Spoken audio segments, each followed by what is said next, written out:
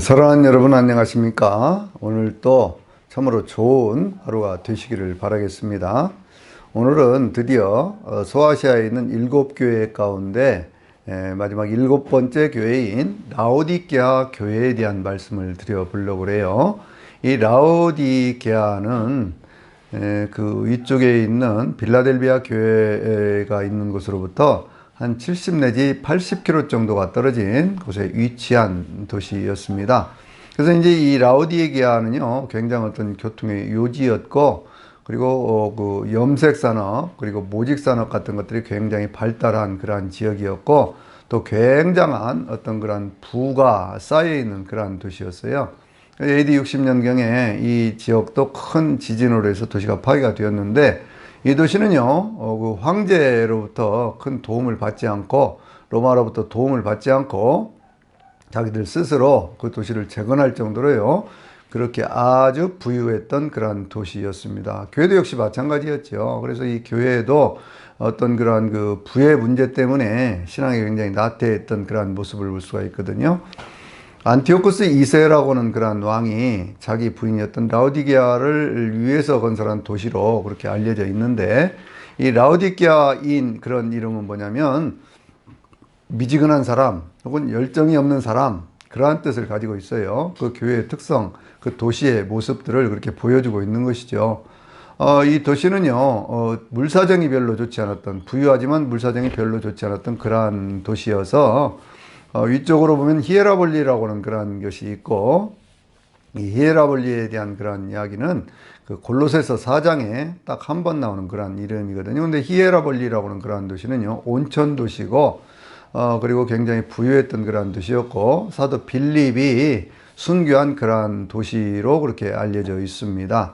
그리고 이제 이 밑으로 한 6km, 뭐 옆으로 간다고 그럴까요? 그렇게 해서 가면, 거기는 골로새 교회가 있어요. 골로새 교회가 있는데, 거기는 이제 한 16km 정도 떨어진 그러한 지역에 있어서, 그래서 이 세 도시가 같이 삼각형을 이루면서 함께 있었던 곳이고, 사도 바울이 어떤 그런 편지를 써보내면 회람용으로 써보냈을 때 이 세 교회가 함께 돌려보았던 그러한 모습들을 우리가 볼 수가 있습니다. 근데 이제 이 라오디게아가 사실은 이제 골로새가 먼저 있었던 그런 지역인데, 이 라오디게아가 건설되면서 골로새는 조금씩 쇠퇴해가고 라오디게아를 중심으로 해서 그렇게 번성해 갔던 그런 모습을 우리가 볼 수가 있어요. 근데 라오디게아 교회에 자신을 소개하시는 그런 주님이 라오디게아 교회 사도에게 편지하라고 말씀하시면서 아멘이시고 참되고 충성된 증이시며 창조의 근원이신 이가 이르시되, 이렇게 말씀하고 있거든요. 하나님의 창조의 근원이신 이가 이르시되, 이렇게 말씀하고 있거든요. 아멘이라고 하는 것은 우리의 신앙생활에서 가장 중요한 것 아닙니까? 하나님의 뜻을 따라 살겠습니다 라고 하는 건데, 이 도시는 그것이 없다는 거예요. 이 교회는 그것이 없다는 거예요. 그냥 뭐 이래도 좋고 저래도 좋다 라고는 그런 것이거든요. 참되고 충성된 증인이라고 그러는데, 충성된 증인이 뭐예요? 자기의 생명을 걸고 주님을 증거하는 그거잖아요. 예수님도 1장 5절에 있는 말씀은 충성된 증인으로 죽은 자 가운데 먼저 나신 이시며, 예수님을 그렇게 말씀하고 있었죠. 또 그 버가모 교회에 주신 그런 말씀 가운데서도 또 그렇게 말씀을 했잖아요. 버가모 교회에 주신 말씀 가운데도 내 충성된 증인 안디바, 이렇게 얘기를 했잖아요. 근데 오늘 본문에서 똑같이 그렇게 말씀을 하고 있거든요. 예수님을 그렇게 말씀하고 있거든요. 그러니까 이 교회에는 기본적으로 그런 충성된 사람들도 없었고 하나님의 말씀을 따라 사는 사람들도 없었다, 그 얘기예요. 근데 이 교회에 주님께서 아주 중요한 말씀을 하십니다. 그건 뭐냐면 하나님의 창조의 근원이신 이, 이렇게 표현을 하고 있거든요. 여러분, 세상에는 하나님이 세상을 창조했다고 믿고 사는 우리 기독교인들이 있는가 하면, 하나님이 어디 있냐, 이 자연 모든 만물은 그저 자기 스스로 된 것이다, 그렇게 생각하는 그런 사람들이 있어요. 그런데 우리는 성경적인 진리를 따라서 사는 그런 기독교인들이고, 성경은 분명히 말씀을 하기를요, 창조에 대한 말씀을 합니다. 여러분, 이것을 쉽게 이해할 수 있는 것이 있어요. 그건 뭐냐면 하나님의 창조하고 창조 이전, 그리고 창조 이후는 어떻게 되는가 라고 하는 것이거든요.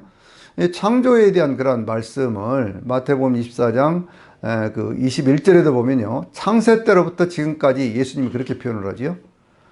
또 그런가 하면요, 창세기 1장 1절에 뭐라고 얘기합니까? 태초에 하나님이 천지를 창조하시니라.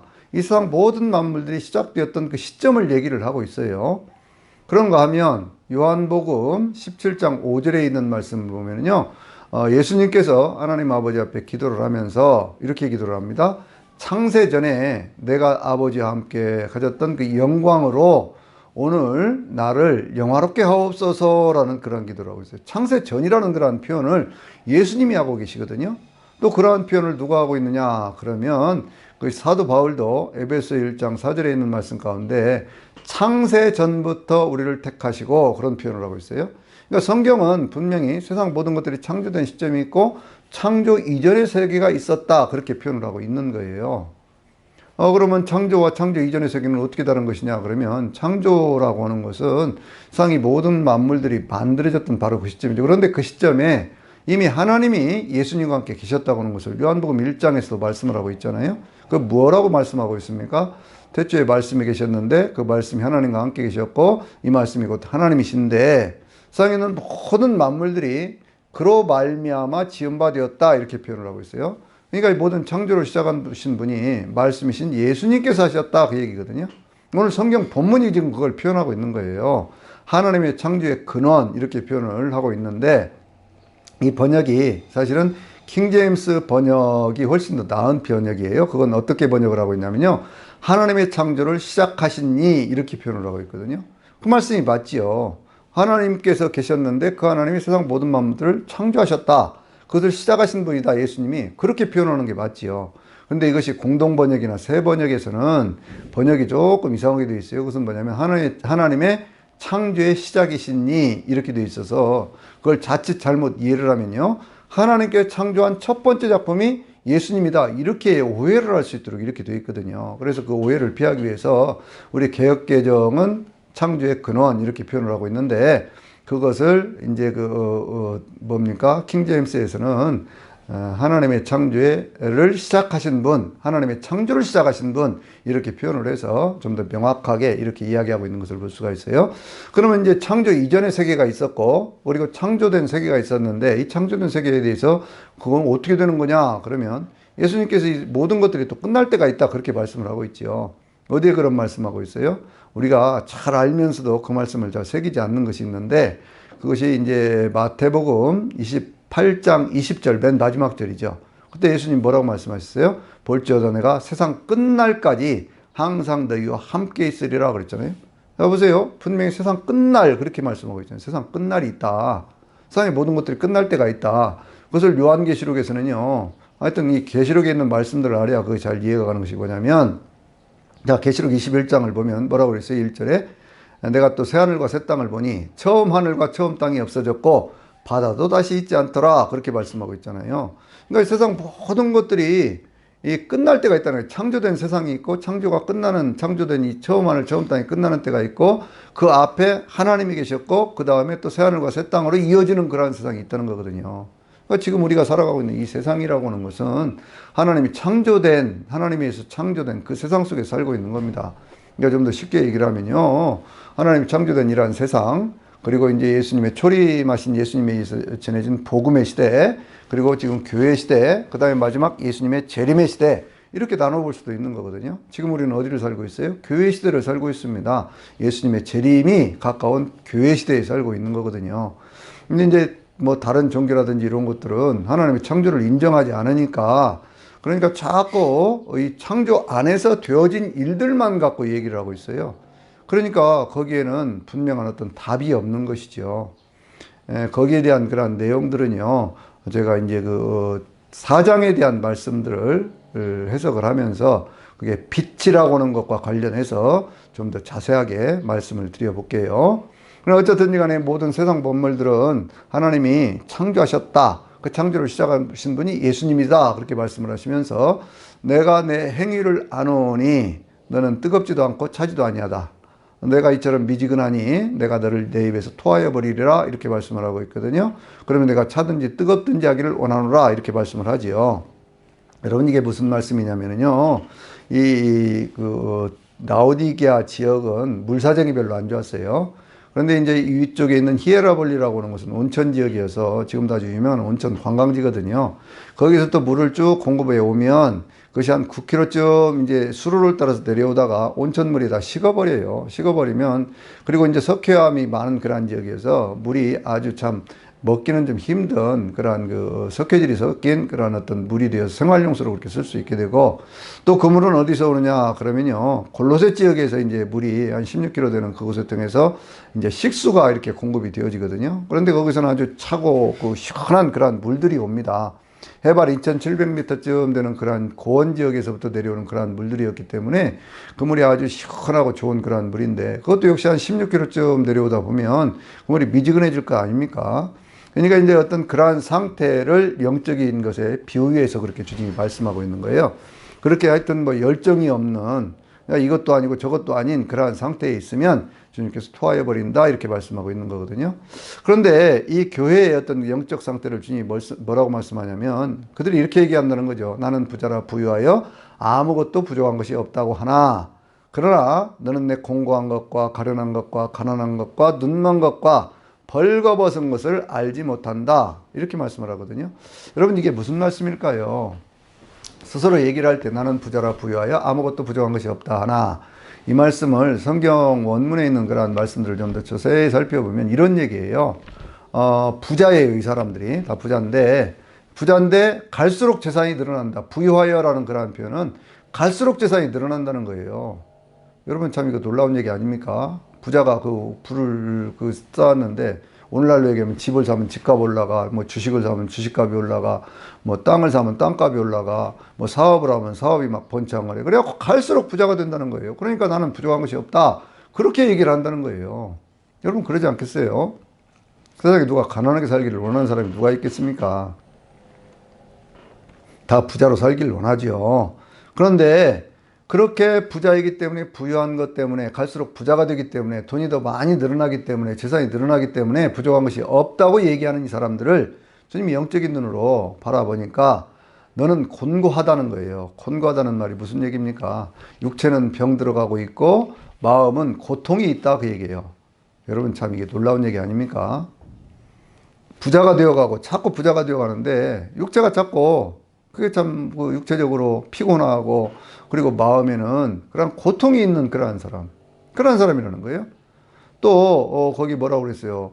곤고하고, 그리고 내가 가련하다고 그랬잖아요.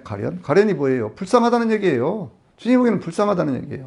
여러분, 이게 예수님의 눈이에요. 십자가에 달리신 예수님께서 그 십자가 밑에서 예수님을 향해서 당신 내려와 봐라, 당신이 구세주라면 당신의 구세주라는 걸 증거해 봐라, 막 그러면서 조롱하던 그러한 사람들에게 예수님이 뭐라고 말씀을 하셨습니까? 아버지, 저들을 용서해 주시옵소서. 저들이 자기들이 하는 일이 무엇인가를 알지 못합니다, 그랬잖아요. 예수님은 십자가에 있지만 십자가에 달린 예수님의 눈으로 볼 때에도 그들이 오히려 불쌍해 보였다, 그게요. 지금 그런데 이 라오디게아 교인들의 모습이 그렇게 보인다는 거예요. 가난하다고 하는 것은 뭐냐면 경제적으로 막 부유하고 부자가 자꾸 되어가는데도 그 사람들이 탐욕이 가득하다는 거예요. 갈수록 거기에 대한 탐욕만 있어요. 그게 되겠습니까? 그리고 그 사람들은요, 눈이 어두워져 있는, 영적인 분별력이 전혀 없지요. 뭐가 귀한가를 잘 구별을 못하고요. 그리고 그 지역은 모직산업이 굉장히 발달한 지역이었거든요. 로마에서 다 수입해 가던 그러한 모직산업으로 번창하던 그러한 지역인데, 이들은 자기들이 벌거벗었다고 하는 영적인 어떤 그러한 부끄러움, 죄악 가운데 살고 있다는 거, 그걸 지금 모르고 있다는 거예요. 그러니까 여러분들, 반드시 부라고 하는 것이 경제적으로 막 번성해 가는 것만이, 그것이 신앙적으로 나태해버리면 그것이 결코 축복은 아니다, 그걸 우리가 볼 수가 있는 거지요. 그래서 예수님께서 그걸 보면서 뭐라고 말씀하십니까? 너는 내게서 불로 연단한 금을 사서 부유하게 하고, 흰옷을 사서 입어 부끄러운 수치를 가리우고, 안약을 사서 눈에 발라 보게 하라, 그렇게 말씀하고 있죠. 앞에 것이 뭐예요? 정금 같은 믿음을 얘기를 하는 겁니다. 믿음. 그러니까 이 믿음이 새로워져야 된다, 그 얘기예요. 또 흰옷이라고 하는 건 뭐예요? 성결한 삶을 얘기하고 있는 것이죠. 또 안약을 사서 눈에 발라라고 하는 것은 그 지역은 아주 유명한 안약의 원료의 주산지였고, 그래서 거기에 이제 안약을 만드는 그런 공장들도 있고 그랬거든요. 그러니까 그런 것들을 주님께서 도시의 배경을 보면서 네가 육신적인 눈만 뜨려고 그럴 것이 아니라 육신적인 건강만을 위해서 그럴 것이 아니라 영적인 건강을 회복해야 된다. 그렇게 말씀하고 있는 거예요. 그런데 그런 것들을 주님께서 아주 특별한 표현을 하고 있죠. 사서 그렇게 표현을 하고 있거든요. 이건 뭡니까? 우리의 삶에 물질적인 어떤 그러한 것들, 생활 속에 있는 것들, 그러한 것들을 하나님의 것을 위해서 투자할 수 있어야 된다는 거예요. 세상의 어떤 향락과 쾌락만을 위해서 그걸 쓰는 것이 아니라 그것이 하나님의 영광을 위해서 투자될 수 있는 그런 것이 있어야 된다는 거지요.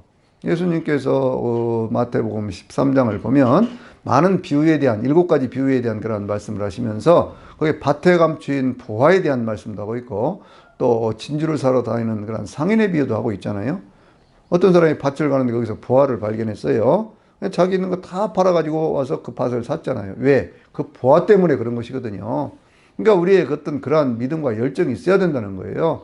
또 진주를 구하는 상인도 마찬가지입니다. 좋은 진주 구하러 다니다가 정말로 좋은 걸 보니까 그걸 위해 자기가 가진 것을 다 팔아서 그걸 샀다. 쉽게 이해가 가지 않는 그러한 얘기인 것 같지만 그것이 영적인 것을 차지하려고 하는 그러한 욕심도 있어야 되고요. 그러한 노력도 있어야 되는 거예요. 산다고 하는 것이 반드시 물질적인 뿐만이 아니라 자기의 땀, 눈물, 노력, 뭐 이런 시간 같은 것들이 다 거기에 들어가야 되는 거예요. 그래서 제가 좋아하는 말씀이 한 구절 있는데 여러분 잠언서 23장 23절에 있는 말씀을 보면은요. 거기에 무슨 말씀이 있냐면 진리를 사고서 팔지 말며 지혜와 명철과 교훈도 그리할지니라 이런 말씀이 있어요. 진리는 사는 겁니다. 거저 주어지는 게 아니에요. 그 진리를 깨닫는다고 하는 것은 그냥 아무렇게나 해서 되는 게 아닙니다. 그래서 그 진리를 사고서 팔지 말며 그렇게 말씀하고 있는 거거든요. 그러면서 이제 그 다음에 쭉 이어져 가는 그런 말씀이 뭐냐면 주님이 이렇게 말씀하시죠. 나는 내가 사랑하는 자를 징계하고 책망하노니 그러므로 회개하고 열심을 내라 그렇게 말씀을 하고 있죠. 여기 놀라운 얘기 아닙니까? 신앙생활도 미지근하고 어찌 보면 별것도 아닌 그러한 사람들 그런데 예수를 믿는다고 하는 것 때문에 교회로 왔어요. 그러니까 그런 사람들을 주님께서 징계를 하신다고 하는 건데 왜 징계하신다는 거예요? 사랑하기 때문에 징계하신다 그렇게 얘기해요. 여러분 이게 하나님의 징계의 목적이에요. 하나님의 징계의 목적은 바로 거기에 있습니다. 징계라고 하는 그런 말씀이요. 이브리서 12장 6절에도 있는데 똑같은 표현이에요. 사랑하는 자를 징계한다 그렇게 말씀하고 있어요.